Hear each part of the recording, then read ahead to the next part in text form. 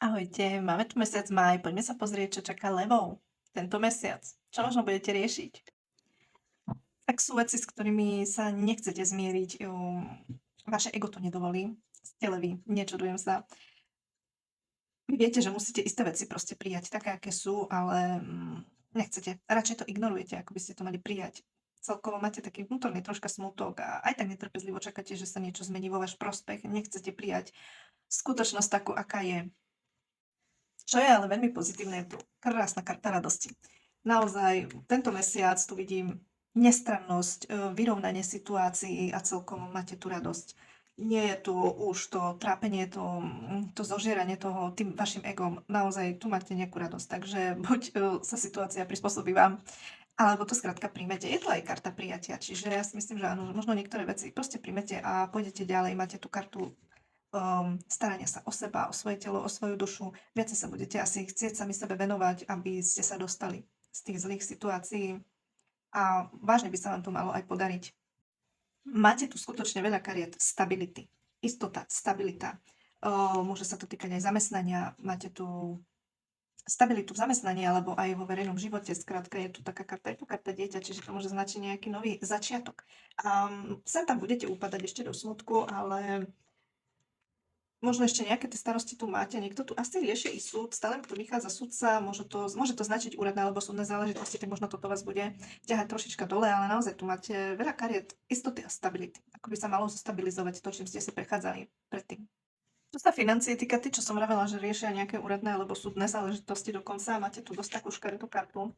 Je to také dosť veľké psychické vyčerpanie, zaťaž na psychiku a možno malá seba dôvera v tomto, že si moc neveríte, že to nejako poriešite, ale celkovo tu niekto po niečom veľmi túži, možno nejaký dar, alebo proste chce si niečo kúpiť, tu máte nečakanú radosť. A kartu optimizmu, veľmi pozitívnu kartu, takže ja si myslím, že možno tento mesiac sa vám podarí to dostať alebo kúpiť si to. Pretože máme tu kartu daru, čiže mali by ste aj dostať niečo bez vášho pričinenia, takisto je tu roh hojnosti, čiže to môže predstavovať všetko, po čom túžite. Môže sa vám splniť takisto karta peňazí, vaša finančná situácia sa bude zlepšovať. Čo sa týka tých úradných záležitostí, tam máte aj negatíva, ale máte tam aj pozitíva. Niečo vás tam aj poteší, niečo vás tam aj zaťaží. A čo sa lásky týka, tí, čo prežívali nejaké komplikácie vo vzťahu, tu ide spokojnosť, tu ide cit a láska. Niekto, kto tu má nejaké úprimné možno priateľstvo s niekým a dúfa v to, že sa z toho stane vzťah. Máte tu štvorlistok, čiže nejaká radosť, nejaké potešenie. Môže to značiť aj možno pozvanie na stretnutie, pretože ja tu vidím nejaké aj stretnutie a je tam pohoda a spokojnosť. Alebo to môže značiť aj, že sa vám ozve niekto, na koho čakáte, po kom túžite. Je to skôr taký človek, povedala by som, čo sa akože on aj tak ozýva nejako pravidelnejšie, alebo je už dlhšie možno vo vašom živote, je tu karta úprimnej povahy, priateľstva, hej, opory, ale možno, že sa vám tá osoba neozývala dlhšie, skrátka máte tu dopisovačky. Takže nezadaný levý, máte tu kľúč, čo môže znamenať, že možno aj spoznáte nejakú novú známosť, tu je taká známosť, ktorá by mala vyriešiť vašu porozchodovú situáciu, pretože tu vidím kartu truhly, je tu mm, také jak depresia po strate, po zániku nejakého vzťahu.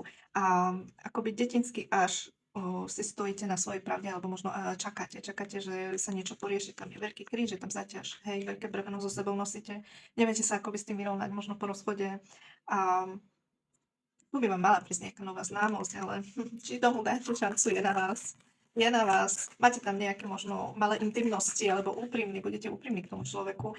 Je možné, že sa s tou osobou aj stretnete, pretože máme tu aj stretnutie, ale áno, tak ako som si aj myslela, máme tu kartu hmla, takže budete to vidieť tak zahmlene. Uvidíte v tom veľa prekážok a budete sa báť, že vám proste daná osoba ublíži, čiže neviem, či to posuniete ďalej.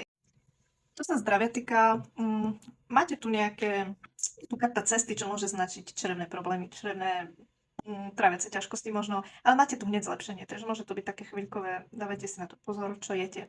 Dobre, takže ja vám prajem všetko dobré, nezabudnite mi dať like a follow. Ak mal záujem o osobný výklad, napíšte mi do správy. Ďakujem.